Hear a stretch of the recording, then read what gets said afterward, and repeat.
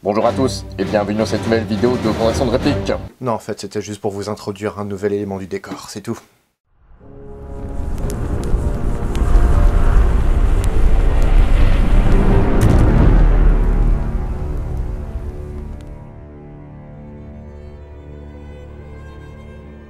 Bonjour à tous et bienvenue dans cette nouvelle vidéo de présentation de réplique d'Airsoft. Aujourd'hui, je vais vous présenter le Mosin Nagant M44 de chez Winggun.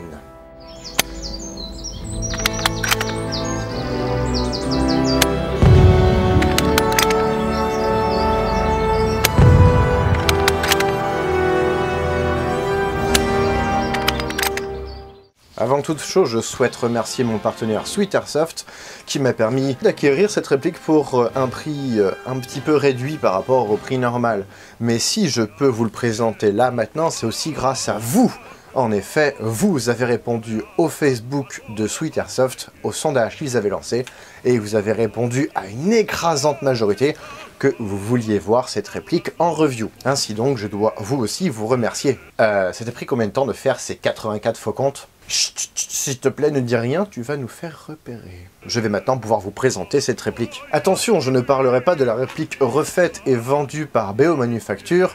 Non, je n'en parlerai pas, ça n'a rien à voir. Je n'approuve pas leur dernier custom où ils sont capables de customiser de manière kikou une réplique d'Airsoft en rajoutant des marquages complètement fantaisistes. 1893 pour un M44 qui est sorti en 1943-1944.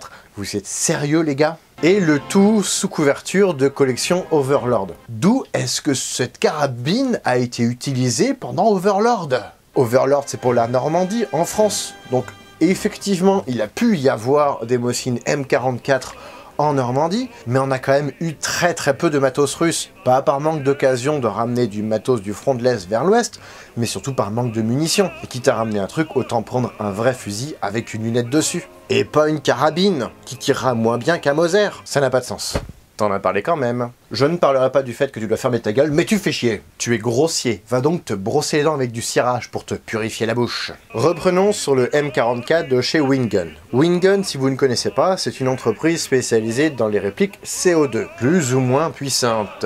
Mais n'ayez pas peur, la puissance est raisonnable, nous allons le voir dans la dernière partie de cette vidéo. J'ai déjà pu auparavant vous présenter des répliques M44 de chez Zetalab. Je ne pourrais pas m'empêcher de faire des petites comparaisons. Si vous voulez en savoir plus sur les répliques de chez Feu Zetalab, vous pourrez retrouver des liens dans la description de cette vidéo. En tout cas, on aura certains points qui sont réalistes sur cette réplique-là par rapport aux Zetalab et inversement. La réplique pèse 4 kg tout juste, comme le vrai. Waouh, impressionnant. Encore plus quand on sait que la crosse est en ABS. Oui, mesdames et messieurs. Oui, mesdames et messieurs. Nous avons ici une crosse très réaliste réalisée en ABS. Elle a donc été lestée tout au long de la réplique. Nous sommes au point d'équilibre pile poil ici, donc au milieu du fusil. À ce niveau-là, franchement, je dis chapeau. Mais malgré tout, le métal reste en zamac et en aluminium, donc plus léger que l'acier d'origine. J'en déduis donc que si vous remplacez la crosse par un vrai bois, alors vous allez perdre en poids. Et le poids ne sera plus réaliste. La crosse est en 3 parties. Nous avons le garde-main supérieur, le garde-main inférieur et le reste de la crosse. Particularité du Mosin Nagant M44, la réplique est donc dotée, comme le vrai, d'une baïonnette qui est montée sur ressort. La baïonnette est en zamac et elle est dure. Donc, attention, ce serait dommage de planter votre petit camarade avec ceci. Mais si vous plantez quelqu'un avec, j'ai peur qu'elle casse dans le corps de votre copain, collègue, mari. Nabila, lâche ce fusil! Elle est escamotable, mais pas forcément démontable facilement. Ce serait dommage de le faire sur le terrain, vous risquerez de perdre des pièces. En effet, nous avons une vis ici, c'est monté sur ressort, cette partie-là peut s'enlever, celle-là viendra ensuite. Ceci dit, elle se bascule très bien. Ici, ça va légèrement bouger. Ça peut faire un petit peu de bruit sur la crosse à cause du plastique qui fait caisse de résonance. Attention au moment de replier la baïonnette. Allez-y doucement et accompagnez le mouvement. Sinon, ça fait ça. Aïe! Ah, salope. Après, nous aurons une usure certaine qui va se créer sur le plastique ici, à cause de l'extrémité de la lame de la baïonnette qui va aller racler contre le plastique. Et ça se verra encore plus si, comme moi, vous allez retravailler la crosse. Parce que oui, ce n'est pas la couleur d'origine pour la crosse. J'ai utilisé la fameuse méthode du marqueur noir, puis du chiffon imbibé d'alcool à brûler que nous avons passé pour atténuer le marqueur noir. Ouais, je voulais pas garder la couleur du plastique d'origine, même si elle est quand même très bien. En fait, je parle de marqueur noir, mais c'est inexact. J'ai passé du marqueur noir, puis du marqueur rouge, pour avoir une teinte rouge foncé, et c'est après seulement que j'ai passé le chiffon à imbiber d'alcool à brûler. Le résultat me plaît énormément. La crosse est en plastique et donc en deux parties. Pour cette partie-là, nous avons une ligne de moulage sur le dessus qui a été légèrement poncée, mais on la voit quand même. Mais pas forcément vue du dessus, c'est pour ça que c'est bien fait. Dans le pack, nous avons la réplique, glissée dans une boîte en carton. Nous avons un manuel, un chargeur de fourni avec, et nous avons une reproduction de bretelles historiquement valable. Ça, c'est très bien. L'éclaté technique, non, il n'est pas sur la notice, il est directement dans la boîte. Ça, par contre, c'est vraiment pas pratique. En gros, si vous voulez garder l'éclaté technique, il va falloir garder la boîte. Sauf que si, comme moi, vous gardez toutes les boîtes, il va falloir une sacrée remise pour les stocker. Nous allons maintenant passer au point qui me fâche le plus avec cette réplique. Les marquages. Il n'y en a aucun qui est bon. Ils sont complètement à chier. Désolé, je suis direct. Pour commencer, nous n'avons pas de marquage sur la chambre. Bon, ceci dit, mieux vaut avoir pas de marquage que d'avoir des marquages fantaisistes. N'est-ce pas, BO? Nous avons également un F ici, muni d'un point. F pour Fire. Sérieusement, vous avez fait ça?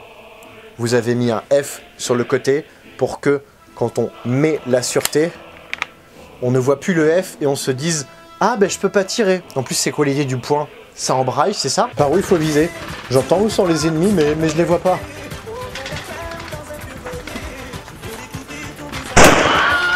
Vous avez donc pu apercevoir que la sûreté fonctionne comme sur un vrai. La noix de culasse est totalement réaliste. Pour ce faire, il suffit de tirer, tenez la culasse quand même, tirer sur le côté pour pouvoir passer en sûreté. Et là, aucun tir ne sera possible. Contrairement au M44 de chez Zetalab où la noix de culasse était juste là pour faire joli et être perdue ou cassée. En fait, la culasse se démonte exactement comme une vraie. Pour ce faire, appuyez sur la détente, ouvrez la culasse et vous pourrez l'extraire. Et ensuite, ça se démonte comme la vraie là aussi. C'est vraiment très bien foutu. Nous avons d'ailleurs un petit marquage à l'intérieur de la culasse. Nous avons marqué 211 E2, qui est la référence de la culasse, j'imagine, de chez Wingen. Et nous avons bien un percuteur qui fonctionne exactement comme un vrai. Pour remettre la culasse, rien de plus simple, il suffit juste de la réengager dans son rail. Et puis voilà. Et vous pourrez, comme sur le vrai fusil, refermer votre culasse sans armer en appuyant sur la détente au moment où vous fermez. Et après, si jamais vous faites ça, vous pourrez armer votre culasse en tirant dessus comme ceci, tout comme la vraie. Sinon, nous avons un tout petit numéro de série propre à Wingen gravé sur le magazine, sur l'emplacement du magazine, qui est propre pour chaque réplique. La hausse sera graduée pour aller de 100 mètres à 1000 mètres. C'est là le seul marquage réaliste. La hausse. Franchement, les mecs, c'est dommage. Heureusement, en même temps, imaginez une hausse graduée mais sans chiffres et sans graduation. Parle pas trop fort, j'en connais qui vont te piquer l'idée. La réplique fonctionne avec un chargeur amovible qui vient se placer en dessous, accessible par un bouton à pousser vers soi pour ensuite accéder au chargeur. Très astucieux, très surprenant, très intéressant. Il aura une gravure avec indiqué le calibre, 6 mm. Oui, Wingen fait aussi du 4,5 mm, donc faites attention quand vous achetez votre chargeur à bien prendre le bon modèle. Et au-dessus, nous avons un marquage peint 211L qui est la référence du type de chargeur. Ce n'est pas un numéro de série, c'est le même numéro pour tous les chargeurs. Mais là où je crie au génie, c'est que certes nous sommes sur du CO2, mais nous n'avons pas besoin de clé Allen spécifique vu que l'outil est fourni avec. Il y a son petit emplacement ici, donc un outil par chargeur, pas besoin non plus d'avoir un outil pour plusieurs chargeurs. Vous aurez du mal à le perdre, il est quand même relativement bien calé. Il pourra bouger très légèrement, ça fait un tout petit peu de bruit. Mais cet outil vous permettra de gérer la sparklette de gaz ici. Par contre, les chargeurs sont gros, comme toi. Hein? Bah ouais, c'est pas moi qui l'a dit, hein, c'est Akinator. Bande d'enfoirés. Et donc, ils ne rentreront pas dans les cartouchières prévues pour les Mosin Nagant. Il faudra donc prévoir un sac supplémentaire, avec vos billes et vos sparklettes de CO2, par exemple. les billes devront être insérées à la main. Avec un baby holder, vous allez galérer. Elles s'introduisent par le dessus. Pour vous aider, le petit curseur pourrait être bloqué en bas. Et ensuite, vous pourrez mettre les 12 billes. Pas une de plus, sinon vous risquez de bloquer votre mécanisme, voire même de le casser. Les chargeurs ont l'air solides, ils sont en Zamac, ça change du système pourri de chez Etalab. Pour le moment, sur mes 3 chargeurs, je n'ai pas eu la moindre fuite, malgré avoir laissé une capsule de CO2 engagée pendant un certain temps, ce qui n'est pas forcément conseillé au passage. Et là où je dis chapeau aussi, c'est que la consommation de gaz est extrêmement faible. En fonction de la température évidemment, mais lorsque j'ai fait mes tests de tir en extérieur, avec une température de 16 degrés, j'ai pu tirer une dizaine de chargeurs avant d'avoir des problèmes de gaz. Donc ça fait entre 100 et 120 billes, vous vous rendez compte? Juste avec une sparklette. Chargeur Inokatsu, Inokatsu chargeur, voilà, je vous laisse faire connaissance. Bon, ben, il y en a un de vous deux qui consomme beaucoup, l'autre qui consomme très peu. Un qui est pas puissant du tout, l'autre qui a une puissance raisonnable. Je vais vous laisser vous amuser entre vous, hein. Peut-être que toi là tu pourras en tirer une bonne leçon, hein? Moment pétage de câble. Et pour les insérer, il suffit juste de pousser, et ils s'engageront tout seuls avec un gros clic. Le bouton ici, certes, n'est pas réaliste, mais c'est pas grave, au moins il est fonctionnel et il fonctionne correctement. Pour le prix de ce bébé, nous sommes actuellement sur un prix de 215 $ sur le site de Sweet Airsoft et les chargeurs supplémentaires seront trouvables pour 39 $. Mais ça, c'est au moment où je tourne cette vidéo puisque le prix d'origine est de 299 $. On a actuellement une réduc sur le site de Sweet Airsoft. Bon, le réglage du hop-up, il est où? Ah, il n'y en a pas. Il y a un hop-up, oui, mais il n'y a pas de réglage. Il est fixe. Donc, vous n'aurez pas le choix. Il va falloir utiliser des billes de 0,36 g. La 0,20 et 0,25 s'envolent beaucoup trop facilement. Donc, j'ai essayé plusieurs poids de billes et c'est la 0,36 qui était la meilleure. D'ailleurs, si vous voyez passer des billes au-dessus de vos têtes, c'est ma 0,20 qui est toujours en orbite. En parlant de test de tir, on va maintenant passer au test chronie à 0,20 g, avec une cartouche de CO2 nouvellement engagée.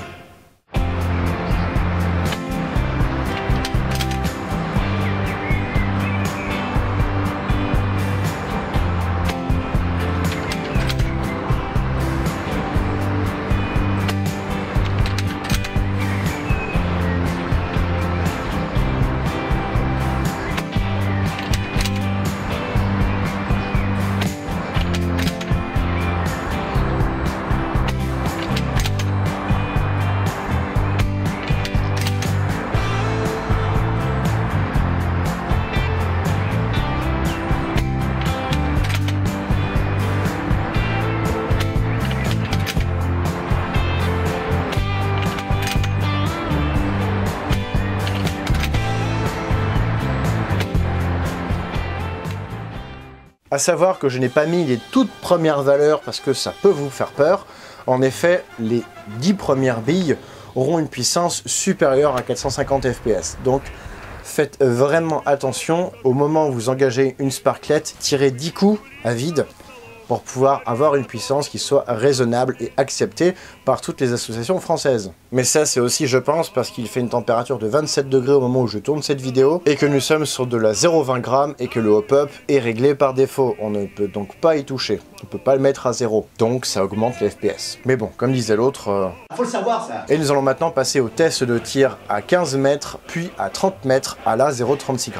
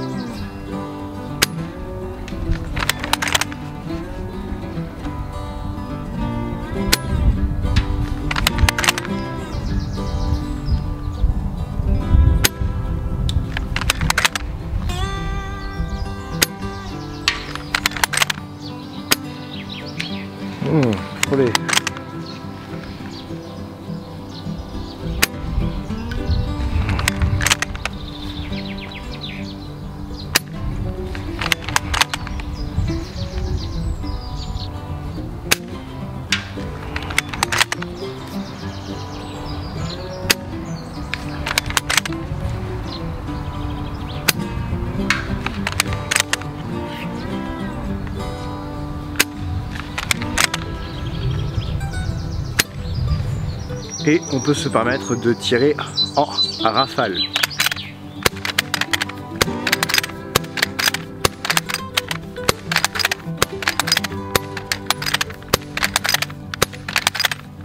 Bon, complètement inutile niveau précision, mais bon, c'est rigolo.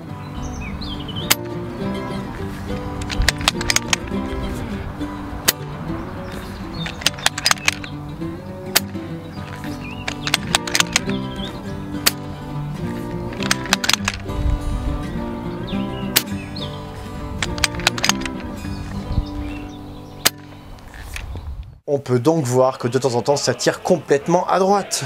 Je ne sais même pas pourquoi. Je pense sincèrement que c'est un problème lié à ma réplique précisément et pas forcément au modèle, puisque j'ai pas vu d'autres feedbacks négatifs à ce niveau-là. J'en appelle donc aux experts pour déterminer d'où ça vient. J'espère qu'ils pourront m'aider. Le canon interne est en aluminium, on peut le voir lorsqu'on enlève le garde-main supérieur. Quoi?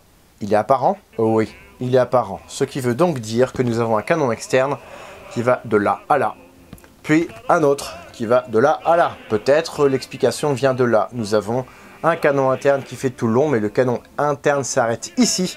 Le canon externe reprend ici. Donc peut-être une histoire de ricochet sur le canon externe avant que la bille ne sorte par l'orifice. Là pour le coup, à creuser. Voici ce qui conclut cette vidéo de présentation de réplique d'Airsoft. J'espère qu'elle vous aura plu. Si c'est le cas, comme d'habitude, n'hésitez pas à laisser un pouce bleu, un commentaire, à vous abonner et à partager cette vidéo, c'est très important.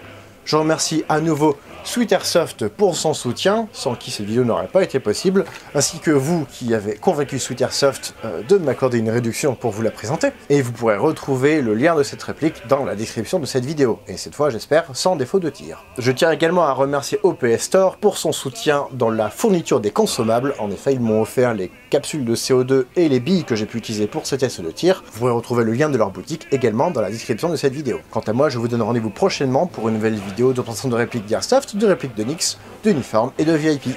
Salut!